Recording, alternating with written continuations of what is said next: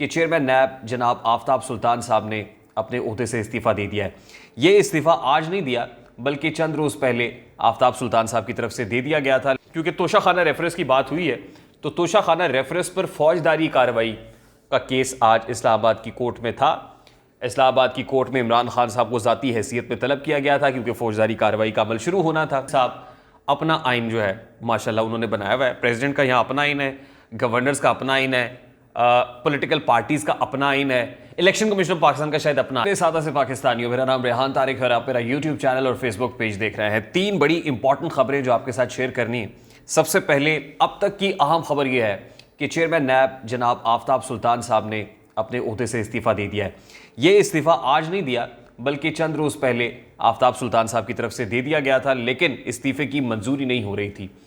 आफ्ताब सुल्तान साहब की अब वज़ीर आज़म साहब से मुलाकात हुई है। वज़ीर आज़म साहब ने उनसे इस्तफ़सार किया, भाई क्या वजह है, आप ये क्यों करना चाहते हैं, क्या वजह है कि आप वो तमाम काम नहीं कर रहे हैं जो हम आपको कह रहे हैं। आफ्ताब सुल्तान साहब ने माजरत की उन तमाम तर कामों को, उन तमाम तर उमूर को अंजाम देने से जिसका प्रेशर उन पर कई दिनों से, चंद रोज़ से नहीं बल्कि कई महीनों से डाला जा रहा था।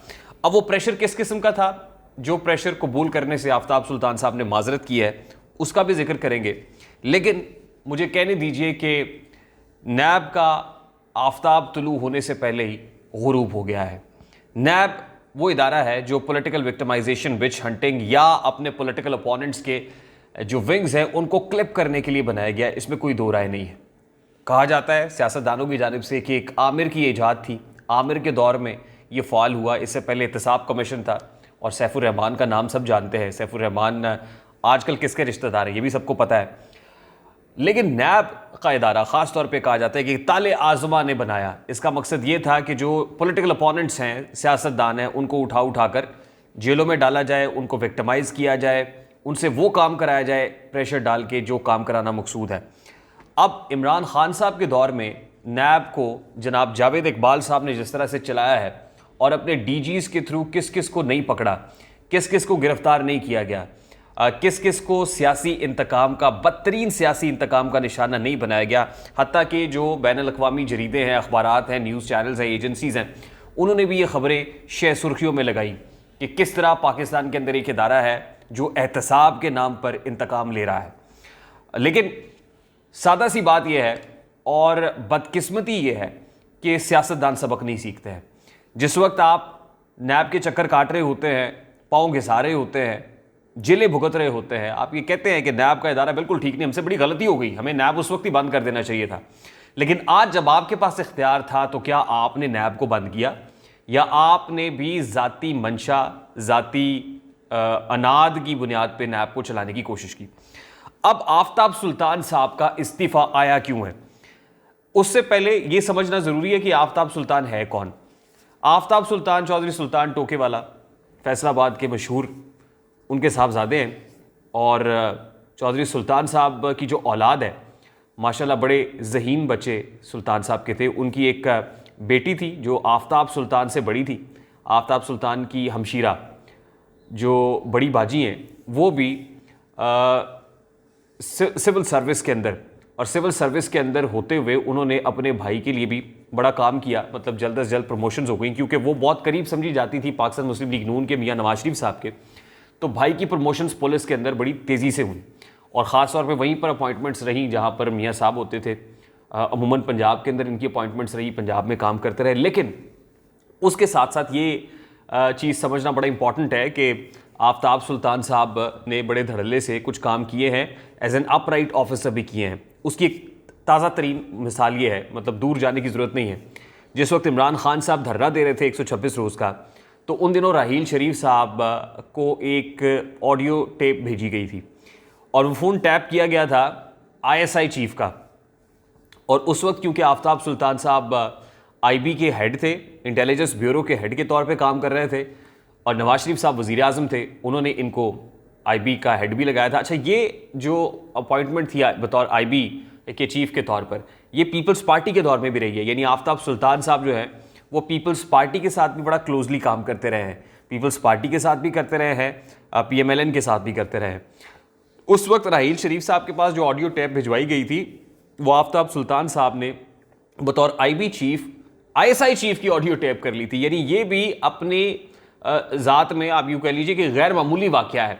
यानी ये अपनी नौयत का एक अनोखा वाक़या है कि उस वक्त आफ्ताब सुल्तान साहब ने आईएसआई चीफ की, यानी जो आईएसआई लोगों की ऑडियोज़ को टैप करती है, आईबी के चीफ ने उस आईएसआई हेड की ऑडियो को टैप कर लिया और फिर उसको भेजा, वज़ीर-ए-आज़म के साथ शेयर किया, फिर आर्मी चीफ के साथ शेयर हुआ और आर्मी चीफ ने आईएसआई के चीफ को बुला के खूब डांट डपट की, खूब डांट पिलाई, क्योंकि उस वक्त प्राइम मिनिस्टर साहब भी बैठे हुए थे। प्राइम मिनिस्टर साहब ने जब शिकायत लगाई तो उन्होंने बुला लिया आईएसआई के चीफ को, भाई ये क्या कर रहे हो तुम।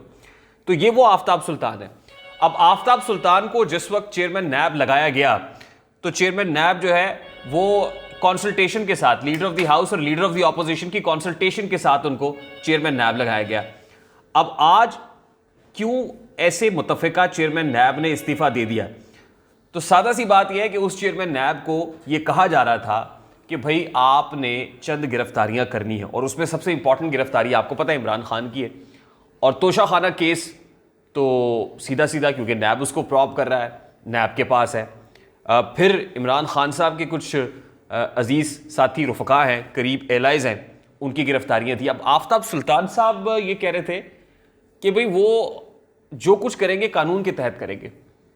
फिर आफ्ताब सुल्तान साहब ने एक और काम भी कर दिया और वो काम ये था कि जो नैब के डीजीज हैं, जो डिविजनल इंचार्ज है, उनसे जो पावर्स थी, पावर ऑफ अरेस्ट, वो वापस लेके अपने पास रख ली थी, क्योंकि उनको पता था कि चेयरमैन नैब जावेद इकबाल का जो मॉडस ऑफ ऑपरेंडी था, जिस तरह से वो ऑपरेट कर रहे थे, वो ये था कि डीजी नैब जो थे वो उनके पास अरेस्ट पावर्स थी, वो किसी की भी गिरफ्तारी का परवाना जारी करते थे, उसको उठा के बंद कर दिया जाता था।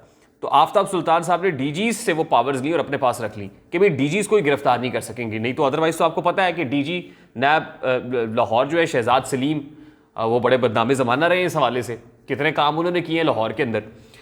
तो आफ्ताब सुल्तान साहब को ये भी प्रेशर डाला जा रहा था कि ठीक है आफ्ताब सुल्तान साहब, अगर आपने खुद गिरफ्तारी कोई नहीं करनी है तो कम अज़ कम आप इन पावर्स को डिसेंट्रलाइज करें, आप डीजीज को तो ये पावर दे दें कि वो अरेस्ट कर सके, पावर ऑफ अरेस्ट उनके पास हो। ये काम भी आफ्ताब सुल्तान साहब नहीं कर रहे थे। अल्टीमेटली आफ्ताब सुल्तान साहब ने ये प्लान किया, ये सोचा कि भाई मेरा ख्याल है कि अब ये अनड्यू प्रेशर बहुत ज़्यादा आ रहा है तो इस्तीफ़ा दे देना चाहिए। ये इस्तीफ़ा आज से ठीक 2 हफ्ते पहले हमारी इतलात के मुताबिक दिया जा चुका था, लेकिन बाहर नहीं आ रही थी खबर, क्योंकि ये इस्तीफ़ा अभी तक वज़ीर-ए-आज़म की तरफ से मंजूर नहीं हुआ था। वज़ीर-ए-आज़म साहब से मुलाकात हुई और मुलाकात में बाकायदा तौर पर जो है वो एक फेयरवेल हो गई है, मुसाफा हो गया है और वज़ीर-ए-आज़म साहब ने कहा ठीक है भाई अब आप जाएं, हमको दूसरा चेयरमैन नैब ढूंढते हैं। तो ये कहानी है जनाब आफ्ताब सुल्तान साहब के इस रेजिग्नेशन की। बड़ा गैर मामूली नौयत का मामला है और यकीनन हुकूमत के लिए एक सुबकी इसलिए है कि आपका अपना लगाया हुआ चेयरमैन नैब था, आपके अपने लगाए हुए चेयरमैन नैब ने आपके काम, आपके जो फरमान हैं उनको मानने से इनकार कर दिया है। लेकिन ये नेक शगुन इसलिए है, अच्छी बात इसलिए है कि कम अज़ कम जावेद इकबाल की हिस्ट्री रिपीट नहीं हुई। वो जस्टिस रिटायर्ड जावेद इकबाल जिसने चुन चुन कर गिन गिन कर इमरान खान के कहने पर और इमरान खान के हैंडलर्स के कहने पर लोगों को पकड़ा, अंदर डाला, कम अज़ कम आफ्ताब सुल्तान ने जो है अपने दामन के ऊपर वो दाग लगने नहीं दिया है। अब आगे बढ़ते हैं जनाब, क्योंकि तोशाखाना रेफरेंस की बात हुई है तो तोशाखाना रेफरेंस पर फौजदारी कार्रवाई का केस आज इस्लामाबाद की कोर्ट में था। इस्लामाबाद की कोर्ट में इमरान खान साहब को ज़ाती हैसियत में तलब किया गया था क्योंकि फौजदारी कार्रवाई का अमल शुरू होना था, लेकिन इमरान खान साहब आज भी ज़ाती हैसियत में पेश नहीं हुए। ये कोई पहला मामला तो नहीं है, पहला वाक़या नहीं है, हमने रिसेंटली ही तमाशा लगते हुए देखा है, कल भी लाहौर हाई कोर्ट के अंदर, उस तमाशे की तरफ मैं आता हूँ। लेकिन ये कार्रवाई 28 फरवरी तक के लिए मुलतवी कर दी गई है, यानी ये समात 28 फरवरी तक मुलतवी हुई है और इमरान खान साहब को एक और रिलीफ मिल गया है। रिलीफ पे रिलीफ। अब ये रिलीफ एक ही शख्स के लिए क्यों है? मतलब इस्लामाबाद की बैंकिंग कोर्ट जो है वो आपकी देखती है कि जी आपके पास बायोमेट्रिक नहीं है, आप इस्लामाबाद हाई कोर्ट में जाते हैं, बायोमेट्रिक हाजिरी से इस्तिस्ना मिल जाता है आपको, फिर सेशन जो इंसदादी दहशतगर्दी अदालत के जज राजा जवाद अब्बास हैं वो आपकी ज़मानत खारिज करते हैं, आप फिर वो कोर्टों के रुख करते हैं, लाहौर हाई कोर्ट के अंदर आते हैं, लाहौर हाई कोर्ट आपको बुलाती है, आप जाते नहीं हैं। वो रात इंदौरी का शेर है ना, बुलाती है मगर जाने का नहीं, ये अदालत है, इधर जाने का नहीं। अदालत भी बैठी रहती है, 2 बजे आ जाएँ, 4 बजे आ जाएँ, 4 बजे नहीं आ सकते, चले 5 बजे आ जाएँ, 5 बजे भी नहीं आते, 7:30 बजे कल वो लाहौर हाई कोर्ट पहुँचते हैं और लाहौर हाई कोर्ट अकेले नहीं बल्कि पूरी बारात लेके पहुँचते हैं। और जिस तरह वो बारात इकट्ठी की जाती है उसके लिए भी बड़ा एक टेक्निकल तरीका है, और वो टेक्निकल तरीका क्या है कि ट्वीट की जाती है पीटीआई के ऑफिशियल अकाउंट से कि निकलो रीगल चौक पहुंचो। फिर ये कहा जाता है कि जो फीडेड न्यूज़ होती है कि एफआईए ने इमरान खान को गिरफ्तार करने का फैसला कर लिया। ओ भाई, यहाँ पे तो चेयरमैन नैब गिरफ्तार करने के लिए तैयार नहीं है। एफआईए फिर कह रहे हैं जिस केस में गिरफ्तार करने का प्लान कर लिया वो ममनुआ फंडिंग और साइफर केस है। ममनुआ फंडिंग केस में तो गिरफ्तारी की स्टेज आई ही नहीं है, साइफर मामले पे गिरफ्तारी कैसे हो सकती है? मतलब सोचने की बात है। आप जाहिल लोगों को इकट्ठा कर लेते हैं, बुला लेते हैं, जमान पार्क पहुंचो, रीगल चौक पहुंचो, रीगल चौक के बाद आप लाहौर हाई कोर्ट पहुंचो, और फिर वहां जब पहुंचते हैं तमाशा लगा लेते हैं। आप कहते हैं हम जा नहीं सकते क्योंकि तादाद बहुत ज्यादा है। और भाई लाहौर हाई कोर्ट के अंदर कारकुनान को घुसाया किसने? पूछने वाला भी कोई नहीं है। फिर कहा जाता है ना भाई दमाद हाई कोर्ट है, ये दमाद हाई कोर्ट है और ये एक लाडले की कोर्ट है जिसको जब जी चाहता है आप रिलीफ दे देते हैं। तो कल भी यही हुआ, बस इमरान खान साहब गए हैं और जाके उन्होंने अपना चेहरा दिखाया है, जज साहब ने ज़मानत, हिफाजती ज़मानत जो है वो मंजूर कर ली है। तो दैट्स इट जी, इतनी सी बात है। यही अगर कोई और होता तो यकीनन उस वक्त कोर्ट के अंदर ही जो तहवील में लेने वाले लोग हैं, जो एहलकार है, वो रेंजर हो या पुलिस हो, वो छलांगे मार के भी, आपने देखा था ना हनीफ अब्बासी केस के अंदर कि कोर्ट के अंदर जो है वो लंबी लंबी छलांगे लग रही थी और फिर लोग आके वहीं पर कोर्ट के अंदर से, कोर्ट के हाथे में भी नहीं बल्कि अंदर कोर्ट रूम के अंदर से गिरफ्तार करके ले गए थे। तो ये सिलेक्टिव एहतसाब या सिलेक्टिव जस्टिस जो है वो भी मंजूर नहीं है, काबिल कबूल नहीं है। तीसरी इंपॉर्टेंट चीज़ ये है, जो तीसरी इंपॉर्टेंट खबर है वो ये है कि प्रेसिडेंट साहब अपना आइन जो है माशाल्लाह उन्होंने बनाया हुआ है। प्रेसिडेंट का यहाँ अपना आइन है, गवर्नर्स का अपना आइन है, पॉलिटिकल पार्टीज़ का अपना आइन है, इलेक्शन कमीशन ऑफ पाकिस्तान का शायद अपना आइन है। तो कल प्रेसिडेंट साहब ने अपने आइन के मुताबिक, यानी आइन पाकिस्तान नहीं बल्कि आइन इमरानी के मुताबिक, 2 सूबों के अंदर इलेक्शंस की तारीख दे दी है कि 9 अप्रैल को इलेक्शंस कराओ, जाओ जी इलेक्शंस करा लो, रमज़ानुल मुबारक का महीना है, इलेक्शंस करा ले आप 9 अप्रैल को। और उसमें जो आड़ ली है वो इलेक्शन कमीशन के एक्ट 2017 के सेक्शन 57 की ली है कि 57 जो है क्लॉज 1 वो ये कहती है कि प्रेसिडेंट ऑफ द कंट्री वो तारीख दे सकते हैं। उसमें ये नहीं देखा कि ये भी लिखा हुआ है कि इन कंसल्टेशन, जो मीनिंगफुल कंसल्टेशन आपको करनी है इलेक्शन कमीशन ऑफ पाकिस्तान से, वो तो करें। और फिर आपको यही नहीं पता कि प्रेसिडेंट की एग्जेक्टिव पावर्स तो है ही नहीं, प्रेसिडेंट तो एक सेरेमोनियल सा होता है। खासतौर पर 18वीं तरमीम के बाद तो प्रेसिडेंट बिल्कुल फारिग है, मतलब आप सिर्फ दस्तखत कर सकते हैं, आप वज़ीर आज़म की एडवाइस पे काम कर सकते हैं, आप तने तनहा कोई फैसला नहीं ले सकते। मुल्क में इंतखाबात होने हैं, प्रेसिडेंट तारीख दे के परवाना जारी कर दे, लाओ जी इलेक्शंस करा लो।